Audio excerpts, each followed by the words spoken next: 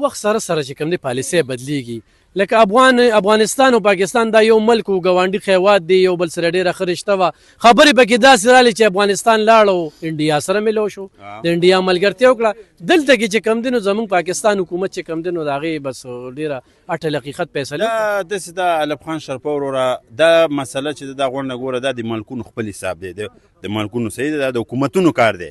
صحیح شو. اوس پاکستان دی صحیح دی، خپل اختیار کې دی، که چین سره انډیوالي کوي، که انډیا سره کوي، که جاپان سره، که امریکا سره، دته خو چا نه چې ته یې ولېږې. صحیح چا ورته ویلي خپل اختیار کې دی که که افغانستان هم د مثال په طور هغه که چین سره کوي او که بل سره کوي، که پاکستان سره کوي، نو هغه هر سړی خپل واکداري که نه خپل دغه کي داسې خو نه چې زه تا نه تپوس وکړم.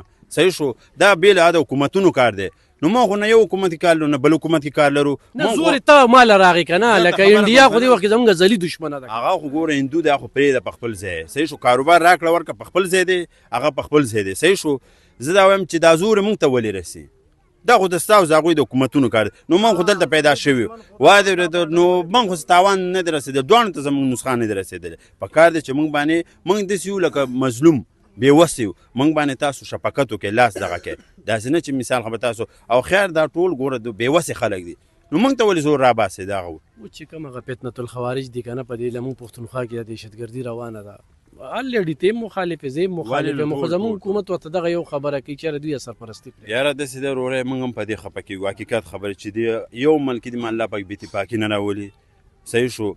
نو زه وایم چې څونه امن یې موږ به هم ورسره امن کړو، خوشحاله یو په دې. الله دې امن راولي دلته، دې الله پاک ښکلی امن راولي، الله دې اتفاق په دوی کې هم راولي، الله دې هلته هم امن راولي چې دوی خپلو کې جوړ شي. نو څونه ښه خبره ده. او دواړه مسلمانان دي، الحمدلله دواړه مسلمانان دي. او ګاونډي ملکونه چې دوی اتفاق وایي نو هغه کاروبارونه به مخکې تلي وو، راکړه ورکړه به وه. دا اوس وګوره دلته خلکو ته څونه نسخانونه ورسېده. ټیک شو. د الوګانو د یو سي د بل سي د ټماټر دا چا ته د عوامو غریبانانو ته ورسېده، د زمیندارو ته ورسېده. هغه چې کوم مالونه هغه هلته څښا شو، هغوی ته تاوان ورسېد. نو د دواړو تاوان شو، د دواړو چې دا دواړو راکړه ورکړه کړې وه نو دواړو به ګټې وې، ګاونډي هېوادونه وو. صحیح ده که نه؟ نو دا اوس څونه بده خبر ده. هغه غریبان هم تباه شو، تجاران دلته هم تباه شو. زه وایم چې څونه مینه محبت په خپلو کې نو موږ به هم ورسره ښه یو که نه. صحیح شو. نو دا ښه خبر نه چې بې اتفاقي ښه شی نه دی. الله دې دواړو کې اتفاق راولي او الله دې دې ملک هم خوشحالي امن خوشحالي راولي، هلته دې هم الله راولي. موږ په دې هم خفه کېږو، دا زموږ ملک دی، په خدای کې موږ په دې خفه کېږو. موږ دلته پیدا شو، ان د پلار وطن دی، په هغې هم خفه په دواړو. او دواړو مسلمانان دي الحمدلله.